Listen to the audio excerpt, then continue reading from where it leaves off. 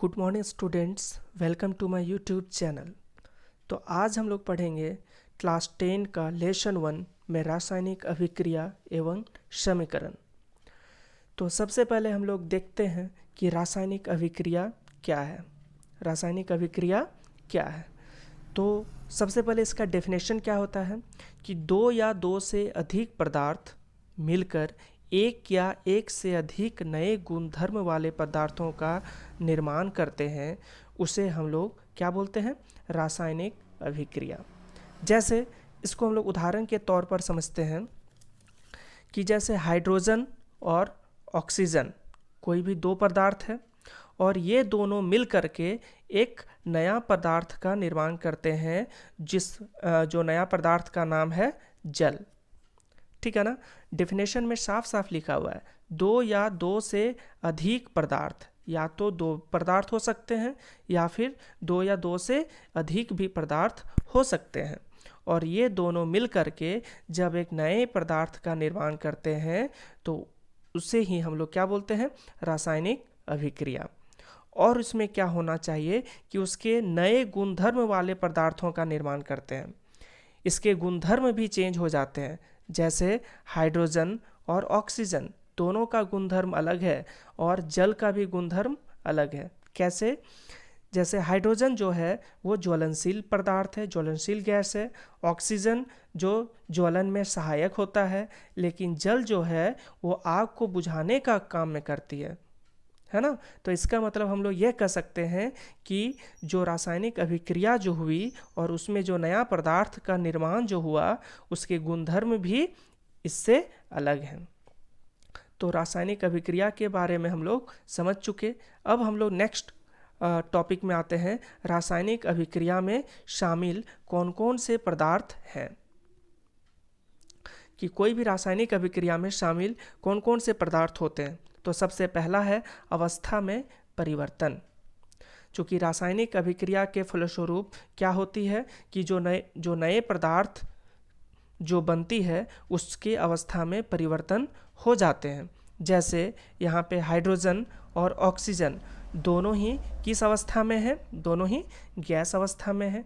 लेकिन जो नए पदार्थ की जो प्राप्ति हुई जैसे जल, तो ये इसकी अवस्था क्या है? इसकी अवस्था द्रव है, यानी लिक्विड है। यानी हम लोग कह सकते हैं कि रासायनिक अभिक्रिया के फलस्वरूप उसकी अवस्था में भी परिवर्तन हो गई। सेकेंड है रंग में परिवर्तन।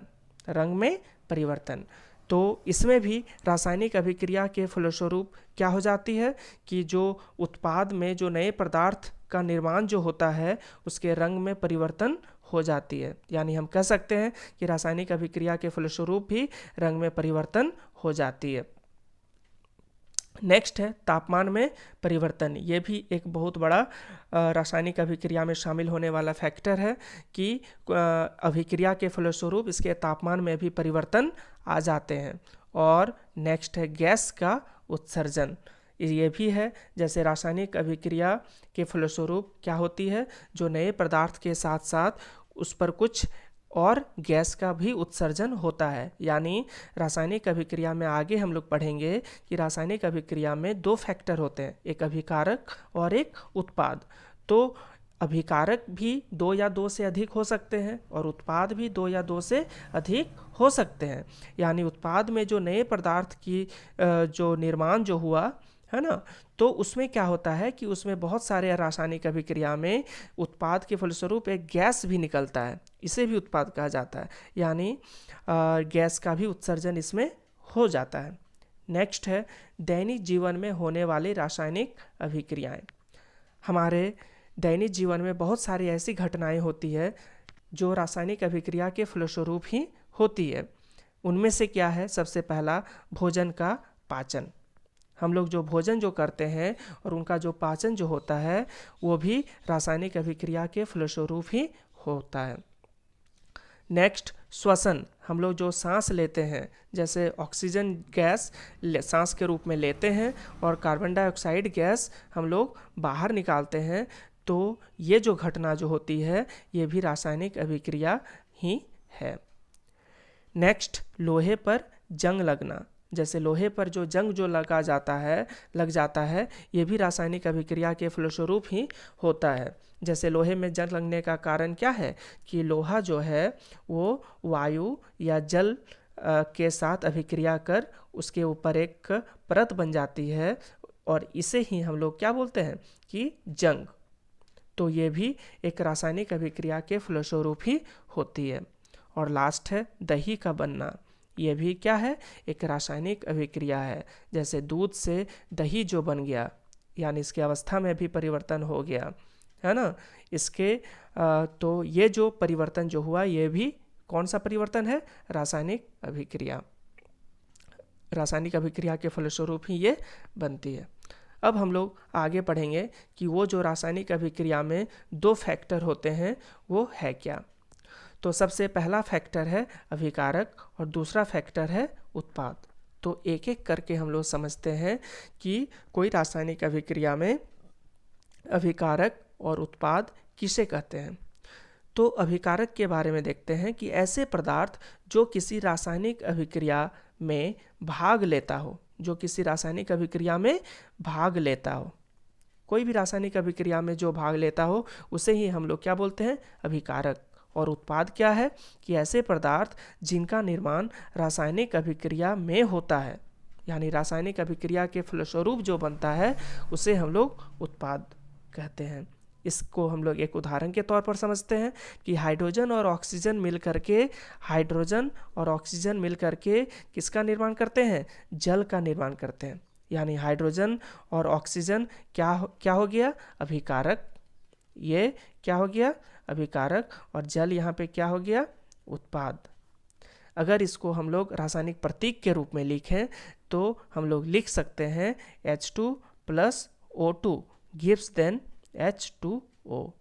चूँकि ये अभी संतुलित नहीं है, संतुलित करने के लिए आगे हम लोग देखेंगे, लेकिन हम लोग इसे अभिकारक और उत्पाद के रूप में समझते हैं। तो H2 और O2 ये जो हैं ये रासायनिक अभिक्रिया में भाग लेते हैं, इसी कारण से इसको हम लोग क्या बोलते हैं, अभिकारक। और H2O जो है ये रासायनिक अभिक्रिया के फलस्वरूप होता है, जो नया पदार्थ जो बनता है ना, तो इसे ही हम लोग बोलते हैं उत्पाद। तो अभिकारक और उत्पाद के बीच क्या दिया जाता है, एक तीर का चिन्ह लगाकर एक दर्शाया जाता है, ठीक है। और अभिकारक के मध्य प्लस का चिन्ह लगाकर उसे बाईं ओर लिखा जाता है। कोई भी रासायनिक अभिक्रिया में बाईं ओर क्या लिखा जाता है, अभिकारक, और दाईं ओर क्या लिखा जाता है, उत्पाद। और ये दोनों के बीच में, यानी अभिकारक और उत्पाद दोनों के बीच में एक तीर का निशान दिया जाता है। तीर के सिरे उत्पाद को दर्शाते हैं और तीर का पूंछ, ये जो है ये पूंछ है, ये तीर का पूंछ अभिकारक को दर्शाते हैं। तो यहाँ तक हम लोग समझ चुके कि कोई भी रासायनिक समीकरण की रासायनिक अभिक्रिया में अभिकारक और उत्पाद क्या है। अब हम लोग देखते हैं कि रासायनिक समीकरण क्या है, रासायनिक समीकरण कहते किसको हैं। तो रासायनिक अभिक्रिया को रासायनिक समीकरण के द्वारा निरूपित किया जाता है, और रासायनिक समीकरण के अभिकारक और उत्पादों में पदार्थ के प्रतीकों का इस्तेमाल किया जाता है, और प्रतीकों के साथ उनकी भौतिक अवस्था को भी दर्शाया जाता है। इसका मतलब क्या है कि कोई भी रासायनिक अभिक्रिया में क्या होता है, रासायनिक समीकरण द्वारा उसको हम लोग क्या करते हैं कि निरूपित करते हैं। जैसे यहाँ उदाहरण से समझाया गया है कि मैग्नीशियम रिबन का वायु यानी ऑक्सीजन में दहन कर मैग्नीशियम ऑक्साइड का बनना। तो यहाँ पे 2 पदार्थ हैं, एक मैग्नीशियम और एक ऑक्सीजन। मैग्नीशियम और ऑक्सीजन जब रिएक्शन किया तो क्या बना दिया, मैग्नीशियम ऑक्साइड बना दिया। यानी हम लोग इसे इस प्रकार से समझ सकते हैं कि मैग्नीशियम का प्रतीक क्या होता है, Mg+, ऑक्सीजन का प्रतीक क्या होता है, O2, और ये क्या बना दिया, MgO बना दिया। यानी साफ साफ लिखा हुआ है कि रासायनिक अभिक्रिया को रासायनिक समीकरण के द्वारा निरूपित किया जाता है। यानी इस तरीके से हम लोग इसको निरूपित कर सकते हैं। और रासायनिक समीकरण के अभिकारक और उत्पाद में पदार्थों के प्रतीकों का इस्तेमाल किया जाता है। यानी अभिकारक के प्रतीक, यहाँ पे अभिकारक कौन है? मैग्नीशियम और ऑक्सीजन। तो मैग्नीशियम का प्रतीक हुआ Mg और ऑक्सीजन का प्रतीक हुआ O2। और उसके उत्पाद का प्रतीक, उत्पाद जो बना मैग्नीशियम ऑक्साइड, इसका प्रतीक क्या हो गया? MgO। यानी इस तरीके से हम लोग रासायनिक समीकरण को लिख सकते हैं। लेकिन अभी भी ये पूरी तरह से कंप्लीट नहीं है, क्योंकि ये संतुलित नहीं है। संतुलित करना हम लोग आगे देखेंगे। लेकिन इसके साथ ही हमें क्या करना है कि साथ ही उनकी भौतिक अवस्था को भी दर्शाया जाता है, कि उसके जो प्रतीक जो हैं उसके भौतिक अवस्था को भी दर्शाया जाता है। यानी मैग्नीशियम ये किस अवस्था में है, ऑक्सीजन ये किस अवस्था में है, MgO ये किस अवस्था में है, हमें इसे दर्शाना पड़ेगा। जैसे कि हम लोग यहाँ जानते हैं कि मैग्नीशियम किस अवस्था में होते हैं? तो ये सॉलिड अवस्था में होते हैं, इसीलिए इसे S से डिनोट किया जाता है। ऑक्सीजन किस अवस्था में होते हैं? गैस अवस्था में होते हैं, इसीलिए इसे G से डिनोट किया जाता है। और MgO जो है ये भी सॉलिड अवस्था में होते हैं, इसे S से सूचित किया जाता है। ब्रैकेट में S लिख सकते हैं। यहाँ पे जो है एक चार्ट है, इसको याद रखना है कि इस तरीके से दर्शाया जाता है। अगर सॉलिड है यानी ठोस, तो ठोस रहा तो ब्रैकेट में S लिखेंगे। लिक्विड यानी L, द्रव्य रहा तो हम L लिखेंगे। गैस रहा तो ब्रैकेट में G लिखेंगे। और एक्वस यानी जलीय विलयन, क्या है? जलीय विलयन रहा तो ब्रैकेट में AQ लिखेंगे। ठीक है, तो इस तरीके से हम लोग रासायनिक समीकरण को लिख सकते हैं। अब लास्ट क्या है कि रासायनिक समीकरण को संतुलित कैसे करें, कि कोई भी रासायनिक अभिक्रिया में जो रासायनिक समीकरण होते हैं उसे हम लोग संतुलित किस तरीके से कर सकते हैं। तो हमें इससे पहले ये जानना होगा कि रासायनिक समीकरण को संतुलित करना क्यों जरूरी है। तो हम लोग ये जानते हैं कि द्रव्यमान संरक्षण का जो नियम जो होता है उसके अनुसार क्या होता है कि किसी भी रासायनिक अभिक्रिया में द्रव्यमान का न तो विनाश होता है और न ही निर्माण होता है। इसका मतलब कि किसी भी रासायनिक अभिक्रिया के अभिकारक में तत्वों का कुल द्रव्यमान उसके उत्पाद तत्वों के कुल द्रव्यमान के बराबर होते हैं। हम लोग इस तरीके से भी हम लोग समझ सकते हैं कि कोई भी रासायनिक अभिक्रिया में पहले तथा उसके पश्चात प्रत्येक तत्व की परमाणु संख्या क्या होती है? समान होनी चाहिए, है ना। और अगर समान नहीं है तो इसका मतलब वो कंकाल, है ना, वो कंकाल समीकरण है। तो कंकाल समीकरण को हमें संतुलित करना अति आवश्यक है।